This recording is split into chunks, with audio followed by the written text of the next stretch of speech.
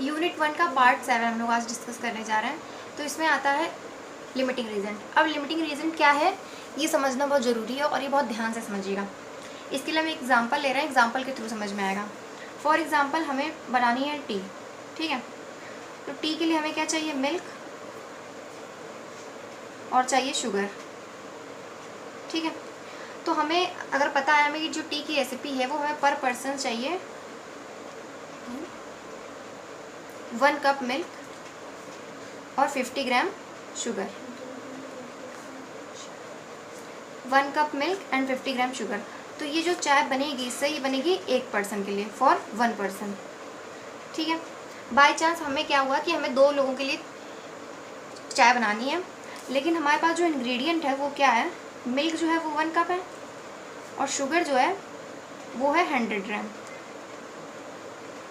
और पर्सन कितने हैं चाय पीने वाले, 2। यानी कि अब इसमें मेन ध्यान रखने वाली बात क्या है कि ये जो फर्स्ट रो लाइन लिखी है ये कि जो 1 पर्सन है उसकी चाय बनाने की जो रेसिपी है उसके लिए 1 कप हमें मिल्क चाहिए और 50 ग्राम शुगर, ना इससे कम ना इससे ज़्यादा। तो 1 पर्सन के लिए चाय बन सकती है। लेकिन हुआ क्या कि हमें 2 लोगों के लिए चाय बनानी है। जब हमने अपने इंग्रेडिएंट्स चेक किए तो शुगर तो है वो तो 100 ग्राम है, यानी कि 50 का डबल 100 ग्राम, लेकिन जो मिल्क है वो 1 कप है। तो अब हम क्या कर सकते हैं यहाँ पे, अब हम यही कर सकते हैं कि 1 कप मिल्क और 50 ग्राम शुगर लेके 1 पर्सन की चाय बना सकते हैं। तो ये हमने एक बनानी थी, हमें 2 पर्सन की बनाई, हमने 1 पर्सन की। तो ये ऐसा क्यों हुआ, क्योंकि हमारे पास जो शुगर थी वो तो हमारे पास सफिशिएंट अमाउंट में थी, लेकिन जो मिल्क था वो सफिशिएंट अमाउंट में नहीं है। वो क्या है, ये एक लिमिट में है, 1 कप है, और शुगर जो है वो लिमिट में नहीं है। यानी कि अगर हम 2 लोगों की जगह 1 लोग की चाय बना रहे हैं तो इसका रीज़न क्या है, इसका रीज़न है कि मिल्क हमारे पास जो क्या है वो कम है, वो 1 इंसान भर का ही है, 1 लोग ही चाय पी सकते हैं, इतने में इतना मिल्क है, लेकिन जो शुगर है वो हमारे पास सफिशिएंट अमाउंट में। तो यानी कि 1 पर्सन के लिए चाय बनी, ये 2 पर्सन के लिए चाय बनी। ये किस बात पे डिपेंड करता है, ये इस बात पे डिपेंड करता है कि हमारे पास मिल्क कितना है। अगर हमारे पास मिल्क 1 कप ना होकर 2 कप होता तो हम यहाँ पे 1 पर्सन की नहीं 1 + 1 2 पर्सन की चाय बनाते। यानी कि इससे क्या पता चला कि 1 इंसान के लिए जो चाय बनी है, जो 2 के लिए बननी थी, बनी है 1 के लिए। क्यों, क्योंकि जो हमारे पास मिल्क था उसकी एक लिमिट थी, वो लिमिट के अकॉर्डिंग कम पड़ गया, जितना हमें चाहिए था उससे कम पड़ गया। अब ये बात समझ में आई कि हमें जो चाय है जो 1 लोगों की बना के 2 लोगों की ना बना के हमने 1 लोगों की बनाई। ऐसा क्यों किया, क्योंकि जो मिल्क था हमारे पास वो एक लिमिटेड अमाउंट में था, वो हमारे पास कम पड़ गया था, इसलिए हम 2 की ना बना के 1 की चाय बनाते हैं, ठीक है। ये बात समझ में आई। अब इसी से हम समझेंगे लिमिटिंग रीजन को। इसमें हमने क्या लिया, ये जो हमारे पास मिल्क और शुगर हो गया ये क्या हो गया, रिएक्टेंट, और ये जो 1 पर्सन के लिए जो टी बनी है ये क्या हो गया, प्रोडक्ट।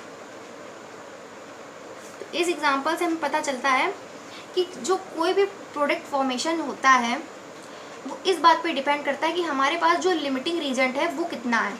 जैसे कि 1 इंसान के लिए चाय बनना इस बात पे डिपेंड कर रहा था कि हमारे पास जो मिल्क था लिमिट में वो कितना है। अगर ये यहाँ पे 1 कप ना होकर 2 कप होता तो हम 2 लोगों के लिए 2 पर्सन के लिए चाय बना सकते थे। तो यानी कि चाय बनना कितने लोगों के लिए चाय बनेगी ये इस बात पे डिपेंड किया कि हमारे पास मिल्क कितना है। इसी तरह से क्या होता है कि जो प्रोडक्ट फॉर्मेशन होता है, प्रोडक्ट में कितना जो है प्रोडक्ट की क्वांटिटी होगी, कितना प्रोडक्ट फॉर्म करेगा, कितनी रिएक्शन चलेगी, ये इस बात पे डिपेंड करता है कि हमारे पास जो लिमिटिंग रीजेंट है वो कितना है। जैसे कि हमने एक रिएक्शन ली A + B और यहाँ बना C, इसका हमने 1 मोल लिया, इसका 1 मोल लिया, इसका 1 मोल लिया, तो क्या है 1 मोल A 1 मोल B जब आपस में कंबाइंड हुए तो 1 मोल C का फॉर्मेशन हुआ, ठीक है। अब हमने क्या किया, इसी के नेक्स्ट एक रिएक्शन ली, उसमें हमने लिया 2 मोल A 2 mole B 2 mole C, यानी कि इसमें भी यही है कि हमने 2 moles of A and 2 moles of B जब कंबाइंड हुए तो 2 मोल्स ऑफ C बने। अब एक नेक्स्ट रिएक्शन लिया, हमने लिया उसमें 2 moles of A 4 moles of B। तो यहाँ पे क्या बनेगा, अगर हम सोचें कि यहाँ पे हम 4C बना लें, यानी कि C के 4 मोल्स बना लें, तो ऐसा नहीं हो सकता। ऐसा इसलिए नहीं हो सकता क्योंकि हमारे पास क्या है कि 1 1 1, जब 1 मोल थे तो तीनों के 1 1 मोल थे, यानी कि अगर जितने मोल्स ए के बी के साथ कंबाइंड होंगे वो इक्वल नंबर में होंगे। तो फिर यह 1 मोल बी लिया तो आपस में मिलकर दोनों ने 1 मोल सी का फॉर्मेशन किया। इसी तरह 2 मोल ए लिया, 2 मोल बी लिया, तो आपस में दोनों मिले 2 मोल सी बना। अब नेक्स्ट में हमने क्या किया कि बी की जो क्वांटिटी थी वो बढ़ा दी, ये 2 मोल ए को वैसा ही रखा और बी की क्वांटिटी कर दी 4b, यानी कि बी में 2 मोल बढ़ा के 4 मोल कर दिए। अब हमारे पास जो प्रोडक्ट बनेगा वो 4c अगर हम सोचें बी के रिस्पेक्ट में तो वो 4c बनना चाहिए, क्योंकि बी के मोल हमने 4 कर लिए। लेकिन क्या ये 4c बन पाएगा? नहीं बन पाएगा, क्योंकि जो ए के मोल्स हैं वो तो 2 ही हैं। तो इसलिए क्या होगा, यहाँ पे बनेगा 2c। तो ये जो प्रोडक्ट बना है 2c, ये किस वजह से बना है? 2a की वजह से। यानी कि इस रिएक्शन में लिमिट किसने डिसाइड की? 2a ने। तो इसे हम लोग बोलेंगे लिमिटिंग रीजेंट। आई होप कि आप लोग को समझ में आ गया होगा। इसकी डेफिनेशन क्या होती है कि ऐसा किसी भी रिएक्शन में ऐसा रिएक्टेंट जो रिएक्शन ख़त्म होने से पहले या कुछ टाइम चलने के बाद पहले ख़त्म हो जाए और ये इस बात को डिसाइड करे कि कितना प्रोडक्ट बनेगा, उसे बोलते हैं लिमिटिंग रीजन। यानी कि जो रिएक्शन की लिमिट को डिसाइड करें कि रिएक्शन कितनी देर तक चलेगी। अब जैसे हमने 2a लिया, इसमें क्या हुआ कि 4b है लेकिन इसमें 2b ही तो यूज़ हो पाए और 2c बन गया, 2b एक्स्ट्रा बच गया। लेकिन उसके बाद ये रिएक्शन नहीं चल पाएगी, क्योंकि इसमें क्या होना चाहिए कि रिएक्टेंट तो 2 होने चाहिए। और जो लिमिटिंग रीजेंट्स वाली रिएक्शन होती है उसकी सबसे खास बात क्या होती है कि जो उसमें नंबर ऑफ रिएक्टेंट्स होते हैं, नंबर ऑफ रिएक्टेंट्स वो 2 तो होते ही हैं एटलीस्ट। क्योंकि कोई रिएक्शन कोई ऐसी होती है कि जिनमें सिर्फ एक रिएक्टेंट होता है और रिएक्शन हो जाती है, ठीक है। लेकिन जो लिमिटिंग रीजेंट वाली रिएक्शन होती है इसमें क्या होता है कि कम से कम आपके पास 2 रिएक्टेंट तो होने ही चाहिए। अगर 2 रिएक्टेंट नहीं है तो फिर रिएक्शन जो है वो लिमिटिंग रीजेंट की नहीं है। अच्छा, इससे पूरे समय क्या पता चला कि ऐसा रिएक्टेंट जिसकी जो क्वांटिटी होती है वो कम होती है, जो प्रोडक्ट को डिसाइड करता है, जो रिएक्शन को एक लिमिट देता है, जिसकी वजह से क्या होता है कि रिएक्शन की एक लिमिट बन जाती है, जो एक लिमिट में होता है उसे बोलते हैं लिमिटिंग रीजेंट। या जो रिएक्शन में जल्दी ख़त्म हो जाता है, जिसकी वजह से रिएक्शन आगे नहीं बढ़ पाती है, उसे बोलते हैं लिमिटिंग रीजेंट। अच्छा, आपके सिलेबस में क्या है कि लिमिटिंग रीजेंट की सिर्फ डेफिनेशन है, बल्कि लिमिटिंग रीजेंट जो टॉपिक है ये बहुत ज़्यादा इंपॉर्टेंट है कंपटीशन के लिए। तो इसमें मेरे ख्याल से न्यूमेरिकल्स नहीं हैं, तो इसलिए हम लोग इसकी डेफिनेशन ही यहाँ पे डिस्कस करेंगे। अगर किसी को न्यूमेरिकल्स पूछने हो तो हमें मैसेज कर दीजिएगा या व्हाट्सएप कर दीजिए, तो हम आपको इसके न्यूमेरिकल्स बता देंगे बहुत अच्छे से, जो बहुत इंपॉर्टेंट हैं। अच्छा, अब हम नेक्स्ट टॉपिक पे आते हैं। नेक्स्ट टॉपिक है मास परसेंट। जैसे कि हम लोग मास परसेंट को पहले भी डिस्कस कर चुके हैं। इससे क्या है, किसी भी हमारे पास जो कंपाउंड है, सोल्यूशन है अगर, तो उसमें जो सॉल्यूट का या सॉल्वेंट का जो मास है वो परसेंटेज में निकालना ही कहलाता है मास परसेंट।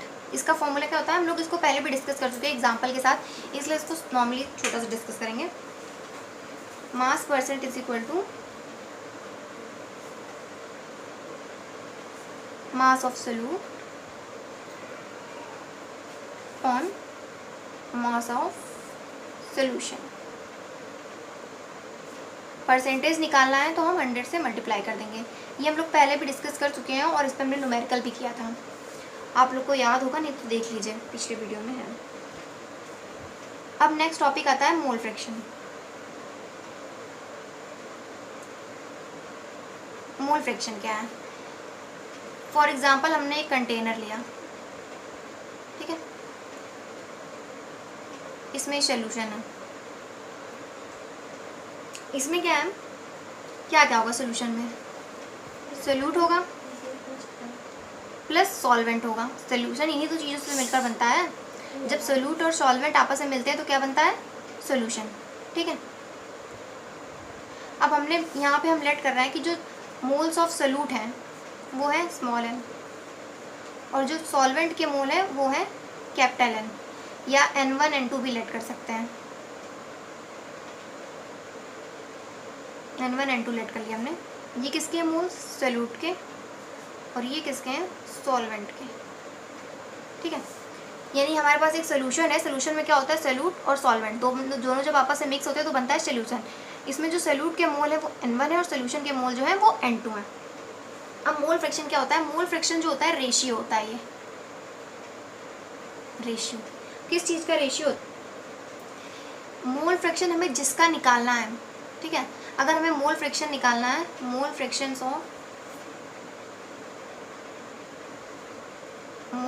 ऑफ सॉल्यूट, तो हम क्या करते हैं, जो नंबर ऑफ मोल्स होते हैं उनको लेते हैं। अब नंबर ऑफ मोल्स किसके लेंगे? सॉल्यूट के, क्योंकि हमें निकालना किसका है? मोल फ्रैक्शन सॉल्यूट का। तो नंबर ऑफ मोल्स सॉल्यूट के कितने हैं? N1 upon total number of moles in solution, यानी कि सॉल्यूट और सॉल्वेंट दोनों के मोल, यानी कि N1 upon N1 plus N2। ये हुआ mole fraction of solute. Similarly हम निकालेंगे मोल फ्रैक्शन ऑफ सॉल्वेंट, तो ये क्या होगा? Number of mole of solvent N2 upon number of mole of whole solution N1 plus N2। आई बात समझ में? तो यहाँ से डेफिनेशन क्या निकलती है? Mole fraction is the ratio of number of moles of a particular component. Particular component मतलब सोल्यूट का निकालें या सॉल्वेंट का निकालें, to the total number of mole of the solution. ये क्या है? टोटल नंबर है, जितने सोल्यूशन में जितने मोल्स थे उनका total number N1 plus M2। और ये क्या है? पर्टिकुलर जो है एक कंपोनेंट जो है, हमें सोल्यूट लिया या सॉल्वेंट लिया उसका। तो यानी कि मोल फ्रैक्शन हम लोग क्या होता है? रेशियो होता है मोल्स का, पर्टिकुलर जिस चीज़ का हमें निकालना है उसके मोल्स, और नीचे क्या होते हैं उसके अपॉन में टोटल सोल्यूशन में जितने मोल्स होते हैं वो। तो क्या होता है? ये होता है मोल फ्रैक्शन। इसके बेस पे क्या होते हैं? न्यूमेरिकल आते हैं और इजी होते हैं, बहुत टफ नहीं होते हैं। अब हम लोग नेक्स्ट टॉपिक पे आते हैं।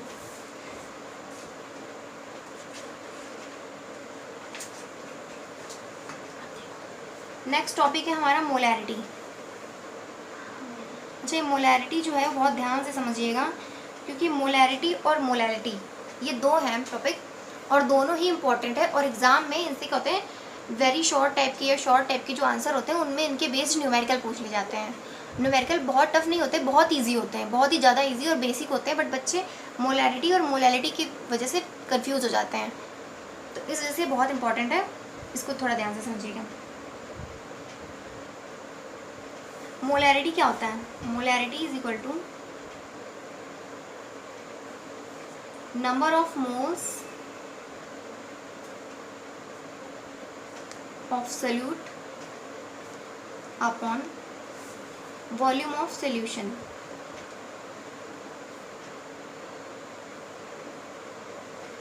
इन लीटर। ठीक है,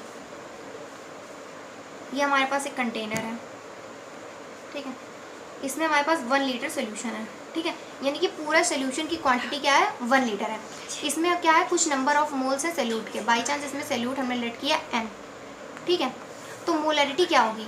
मोलैरिटी जो होती है वो number of moles of solute के मोल्स हैं ये, यानी कि जो हमने ये जो हमारे पास सॉल्वेंट था उसमें डिज़ोल्व किया है सोल्यूट, ये उसके मोल्स हैं।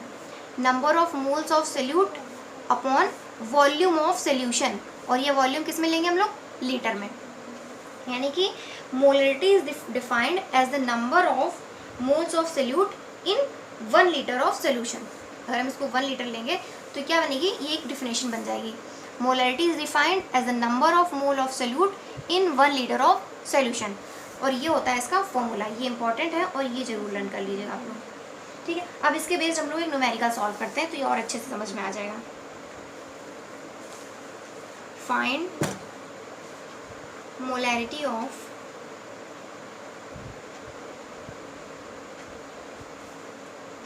(40 ग्राम NaOH dissolve in 250 ml of solution। Find क्या करना है? मोलैरिटी। NaOH कितना दिया है? 40 ग्राम, और जो सोल्यूशन है वो कितना है? उसका वॉल्यूम 250 ml, ठीक है। तो सबसे पहले हमको चाहिए क्या होता है मोलैरिटी में? मोलैरिटी का फॉर्मूला देखते हैं। Molarity is equal to number of moles of solute volume of solution in litre. इसमें हमें क्या चाहिए? मोल्स चाहिए सोल्यूट के, और हमें क्या दिया है? सोल्यूट का मास दिया है। तो हमने एक फॉर्मूला जो सीखा था नंबर ऑफ मोल्स वाला मास के रिस्पेक्ट में, number of moles is equal to mass given upon molar mass, ये हम लोगों ने पढ़ा था और इसके बेस पे हम लोगों ने न्यूमेरिकल्स भी लगाए थे। तो यहाँ पे मास गिवन है कितना 40 ग्राम, यहाँ से हम क्या करेंगे मोलर मास निकाल लेंगे। NaOH का क्या होता है 23, Na का 16 और 1 40, यानी कि मोलर मास कितना निकला NaOH का 40। Na जो होता है सोडियम, इसका जो होता है एटॉमिक वेट ये होता है 23, ऑक्सीजन का होता है 16 और हाइड्रोजन का होता है 1। तो ये 40 से 40 हमारा कैंसिल हो गया, नंबर ऑफ मोल्स निकले 1, यानी कि 40 ग्राम NaOH में नंबर ऑफ मोल्स कितने हुए 1। अब ये तो हमारा जो फर्स्ट था न्यूमिनेटर, इसकी तो प्रॉब्लम सॉल्व हो गई, number of moles of solute हमने फाइंड आउट कर लिए। Volume of solution in litre, अब यहाँ पे जो वॉल्यूम है वो किस में है ml में है, तो 250 ml is equal to 1/4 litre. ये नहीं समझ में आया अगर आप लोग को तो हम बताते हैं। 1 litre is equal to 1000 ml, ठीक है। तो इससे क्या बनेगा 1000 ml is equal to 1 litre, ठीक है, ये सबको पता है। तो 1 ml is equal to 1/1000 litre, तो 250 ml is equal to 250/1000 litre. 0 से 0 कैंसिल हुआ, 1/4 लीटर, यानी कि 250 ml is equal to 1/4 litre. हमें नहीं लगता कि किसी को ये करने की ज़रूरत पड़ेगी, आप लोग इतने बड़े तो हो ही गए कि चेंज कर ले, पर बाई चांस अगर किसी को प्रॉब्लम होती है तो इस तरह से आप लोग चेंज कर लेंगे। तो 250 ml में कितने लीटर निकले 1/4 लीटर। अब हमारी दोनों प्रॉब्लम सॉल्व हो गई, अब हम बस आराम से जाएंगे और अपने मोलरिटी के फॉर्मूले में वैल्यू पुटअप कर देंगे। तो molarity is equal to number of moles of solute कितना निकला 1, और वॉल्यूम इन लीटर कितना निकला 1/4 लीटर। तो ये 4 ऊपर चले जाएगा, यानी कि मोलरिटी हो गई 4, और इसे हम लोग इसकी यूनिट जो होती है वो होती है कैपिटल M। ये हमारा हो गया आंसर, ठीक है। आपको इस अच्छे से समझ में आया, ठीक है। अब इसके बेस्ड पे क्या है, हम आपको एक न्यूमेरिकल दे रहे हैं, वो आपको सॉल्व करना है और उसका आंसर भी हम आपको बता देंगे, पर सबको सॉल्व करके बताना है कि किसका किसका सॉल्व हो, किसका किसका क्या आंसर हुआ है। और जिसका नहीं आता है वो हमें कमेंट करके बता दें या व्हाट्सएप पे मैसेज कर दें, तो हम उसे नेक्स्ट वीडियो में डिस्कस कर देंगे। Find the mass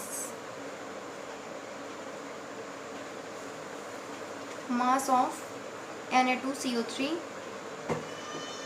present in 100 ml of 3m solution, ठीक है। और इसका आंसर जो है वो है 31.8 ग्राम। अब ये सॉल्व कैसे होगा, क्योंकि आपको इससे तो बहुत अलग दिख रहा होगा ये, बट ये अलग है नहीं, ऐसा ही है। अब इसमें क्या है, हम लोग को इसमें क्या 3m, यानी कि हमें मोलरिटी दे दी गई है, ठीक है।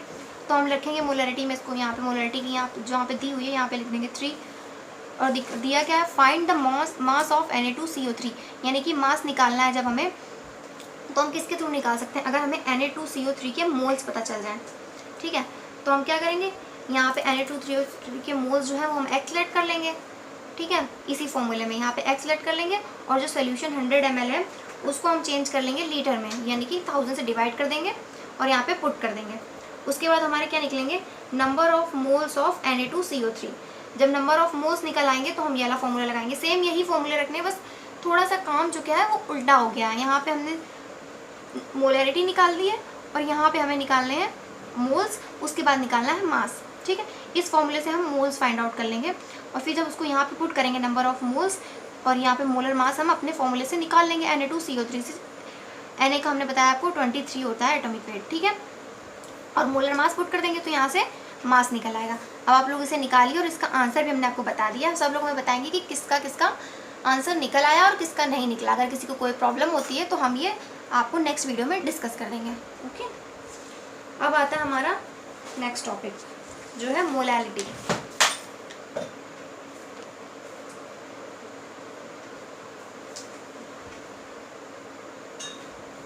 मोलैलिटी मोलैलिटी क्या है? Molality is equal to number of moles of solute upon mass of solvent in kilogram. इसमें क्या था? मोलैरिटी में number of moles of solute upon volume of solution in litre, यानी कि इसको क्या लिया, इसको निकालते हैं सॉल्यूशन के वॉल्यूम के रिस्पेक्ट में और उसे लेते हैं हम लोग, वॉल्यूम को लेते हैं लीटर में। इसमें क्या होता है कि हम लोग जो मोलैलिटी फाइंड आउट करते हैं वो निकालते हैं मास के रिस्पेक्ट में, जो सॉल्वेंट का मास होता है उसके रिस्पेक्ट में निकालते हैं और उसे हम किस में लेते हैं? किलोग्राम में। बस यही डिफरेंस है मोलैलिटी और मोलैरिटी में। इसे हम लोग रिप्रेजेंट करते हैं स्मॉल एन से। अच्छा, इसका एक हम लोग लेते हैं, find the molality of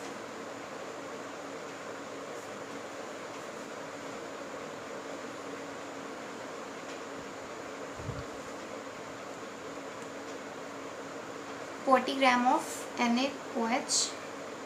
same हम लोग लेते हैं ये वाला एग्जाम्पल। इसमें हमने क्या निकाली थी? मोलैरिटी निकाली थी। अब इससे हम इसी में रख के, इसी टाइप में रख के मोलैरिटी निकालेंगे। NaOH in 500 gram of solvent. ठीक है, अब यहाँ पे हम लोग सॉल्व करेंगे। तो हमने लिया molality is equal to number of moles of solute. Moles कैसे निकालते हैं? Weight upon mass upon molar mass, यानी कि NaOH का मोलर मास हमने अभी भी निकाला था थोड़ी देर पहले, 40 आया था। ठीक, अब यहाँ पे क्या रखना है हमें? मास ऑफ सॉल्वेंट इन किलोग्राम। ये किसमें है? ग्राम में। जब इसको किलोग्राम में बदलेंगे तो 1000 gram is equal to 1 kilogram. So 1 gram is equal to 1/1000 kilogram. So 500 gram is equal to 1/1000 into 500 kilogram, यानी कि 1/2 किलोग्राम्स। ठीक है, 40 से 40 कट हो गया और ये 2 जो है ये इस तरह से होता है, अपॉन से अपॉन के अपॉन में है तो ये ऊपर चला जाएगा पलट के, तो यहाँ पे आएंगे 2m स्मॉल m। मोलैलिटी कितनी हुई? 2m। आई होप कि आप लोग को समझ में आएगा। उसमें कुछ नहीं करना है, बस सिंपल क्या करना है, हम लोग को फॉर्मूले में वैल्यू जो है पुट कर देनी है। हम आपको एग्जांपल दे रहे हैं, उसको आप लोग करिएगा। Find the molality of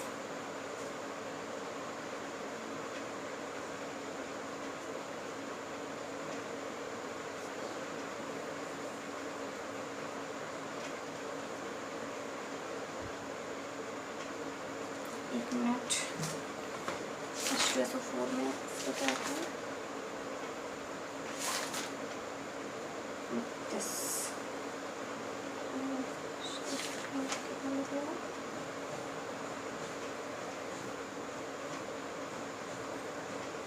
Find the molality of 49 gram of H2SO4 in 200 gram of solvent. ये आप लोग फाइंड आउट करेंगे और हमें कमेंट करके बताएंगे कमेंट सेक्शन में कि आंसर आपका कितना निकला है। और अगर किसी को प्रॉब्लम होती है तो वो हमें व्हाट्सएप पे मैसेज कर देगा, तो हम उसे ये जो वीडियो बनाएंगे नेक्स्ट, उसमें आपको ये इसका सोल्यूशन ये वाला और मोलैरिटी वाला जो है इसके सोल्यूशन आपको बता देंगे। इसके लिए परेशान होने की ज़रूरत नहीं, पर आप लोग अपने आप से ट्राई ज़रूर करिएगा, क्योंकि ट्राई करने से क्या होता है कि हम लोग को प्रैक्टिस में आता है। कहते हैं प्रैक्टिस करते करते ही इंसान सीखता है। कहते हैं ना, practice makes a man perfect. तो प्रैक्टिस करेंगे तो परफेक्ट हो जाएंगे। कोई भी हमेशा से परफेक्ट तो नहीं होता, प्रैक्टिस कर करके वो परफेक्ट बनता है। इसलिए प्रैक्टिस करते रहिए। और आपको जब भी टाइम मिल रहा है कि कॉलेजेस में नहीं जाना है, इस टाइम सब क्लोज चल रहे हैं, तो ये बहुत अच्छा टाइम है आपको प्रिपरेशन करने के लिए। अभी आप थोड़ा थोड़ा प्रिपरेशन कर लेंगे, लेकिन इसका बेनिफिट आपको कब नज़र आएगा? जब आपके एग्ज़ाम होने वाले होंगे, तब आपके ऊपर क्या होगा? कोई बर्डन नहीं होगा, आराम से रिवीजन हो सकता है।